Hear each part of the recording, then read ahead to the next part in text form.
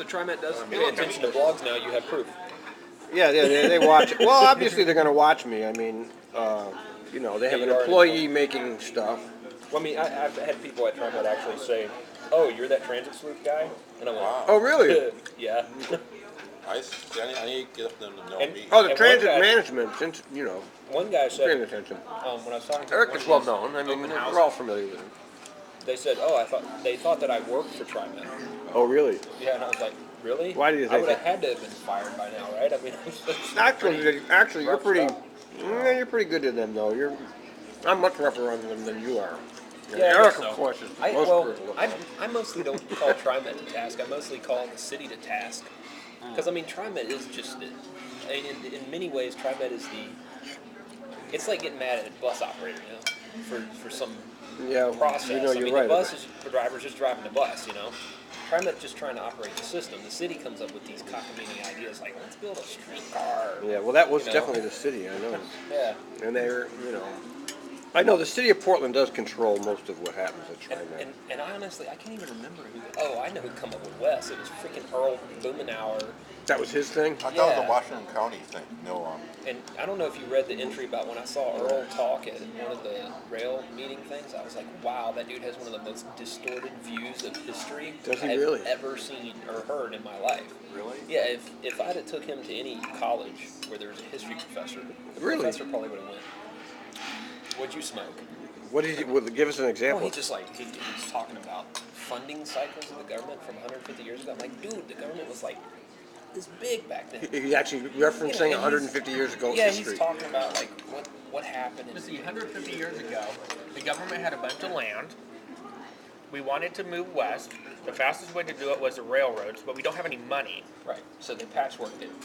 So you How did build a they do that? railroad, we're going to give you a bunch of land that you can then sell to recoup your cost. But we're going to also want you to transport stuff for us. Is that what actually happened? Oh yeah. That's how. That's interesting. See? That's how. Three of the original 4 transcons got built. The Great Northern didn't get anything. He had to buy it. He had to fund it. He had to do everything pretty much himself. It was 100%. Well, say 99.995% private. The Great Northern, notion. the Milwaukee Road.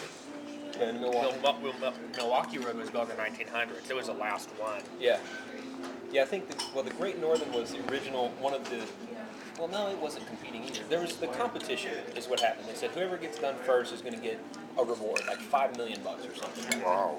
So they did these land grants where they'd go, you get it, we get it, you get it, we get it. And it was government land, like 100 parcel to the railroad. Yeah. And some of the stuff would be funded, some of it wouldn't be. It depended.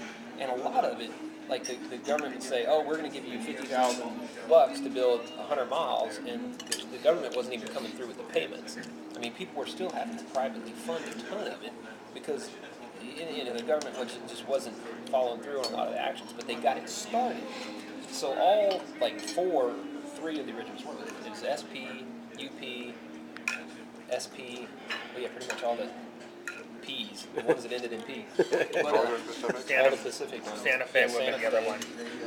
So yeah, all of those, there's like the LA to St. Louis to San Francisco, like somewhere in Texas out that way too. But anyway, so they had all these transcons, and it was a competition. And of course, was it UP SP effort was the one that eventually won. But yeah, it was a big competition. And then about 10, 15 years, I guess, after these were built, James J. Hill of the Great Northern decided he was going to expand his railroad all the way out here, and he's the one who got the SP&S, the Seattle, Portland, and Spokane. He kind of got that started because, Washington wouldn't allow him to build a railroad in the state? Oh, really? Washington Something State? weird like that. No. But James J. Hill had the Great Northern. He ended up taking over the Northern Pacific as well. Right. Yeah. We're with two But they both went to Seattle here. and Tacoma. Right. They needed access to Portland. The fastest way to do that was to build from Spokane to Portland. Right. So the Great Northern and Northern Pacific, which were two separate companies, jointly owned the SP&S, so they could share passenger and freight traffic into Portland. Right. And so the SP&S, along with the Oregon Electric and the Oregon Trunk, which were both subsidiaries of the SP&S, which were in turn jointly owned by Great Northern Pacific. Northern Pacific had their own line from Tacoma into Portland, but Great Northern had traffic rights along with Union Pacific. So all three railroads could go between Portland and Seattle. Right. And then, obviously, Northern Pacific and Great Northern are now owned by the same people. In fact, their headquarters were in the same building. Kind of, sort of. Well, yeah, the SP&S effectively were. I mean, they're all following flags. But Great Northern and NSF. Northern Pacific were effectively owned by the same people, had the same headquarters in Minneapolis, but they were walled off. Right. Federal government would not let them merge for year. Finally, 1970, they said, okay, they're going to merge, and there's Burlington Northern. Ironically, Southern Pacific, Union Pacific are owned by Edward Harriman. Big antitrust case. Union Pacific had to sell Southern Pacific. That was in the 1910s, I think. I can't remember the exact year. So they're two separate railroads. What happens in 1996? They merge. Union Pacific buys Southern Pacific. Funny how that works. Kind of like what happened with AT&T now after they got split What up. happened in 1984? What happened? AT&T got split up. Yeah. What happened 2-3 years ago? A bunch of the baby bills merged into SBC. SBC buys AT&T. AT&T then buys Bell South. I was working for them at the time. I spinning still my argue head. that a lot of that antitrust stuff is such a waste of time. Because either you have to introduce something new into the market that's going to be competitive, that's going to break it up through just normal market actions, or you're just going to have a normal cohesive effort somehow over the next umpteen decades where companies form back together. Because it's logical behavior of the entities. I mean, they're Well, look at the So oil history spill, actually whatever. proves that, then. Well, yeah, I mean, History actually when you proves look that. at it over Well, look a at the oil long industry. Chevron, Texaco, ExxonMobil, Heck, BP's done the same thing too. BP, and all their Petroleum. awful brands. Yeah, beyond petroleum. Yeah, if only. Hey, they're that much better than ExxonMobil. That much. Now Arco's a part of I still find it so twisted and ironic. This is when I realized that the EPA was kind of a joke. But I was working for the EPA, and I was in one of their funneling departments where they funnel money to these different groups that are supposed to go clean up whatever and make spiffy, natural habitats and stuff. And anyway, I find out that they're funneling about $90 million a year to go clean up stuff that they're not obviously doing a very good job with.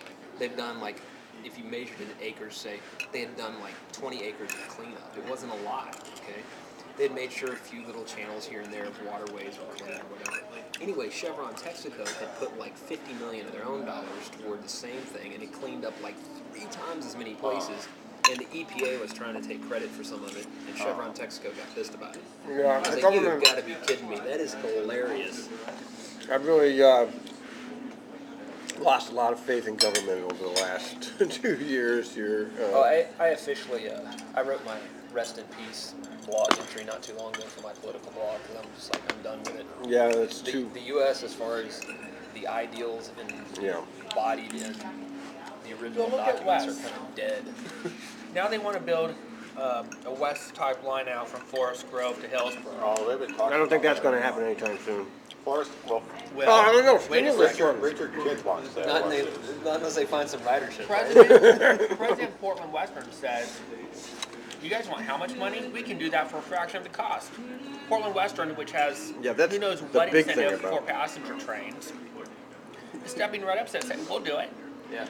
Wasn't it Union Pacific actually came and looked at our tram and said, you spent how much money on that? Oh, $67 right. million? Adron had that. Yeah, we could have done that. We could have done it for one half. Considering that we invented the would ski it look lift? as nice? See, that. Oh yeah, they could have done that. It's a railroad. They moved a mountain, dude, in 3 months. Who does that? Which one? Oh, Nobody. on the Oak Ridge, wherever it was? Yeah, where the whole mountain fell off on it. Yeah. It snaked back, and Yeah. it fell and covered both segments, and Yeah. they cleaned it all off in a period of 3 months. I No, mean, they it say still it's took a gonna long be time, but they say it's gonna be longer though for it to get all done. It's still. well, right, but still, I mean, They think still about have it. to stabilize it. That's a monumental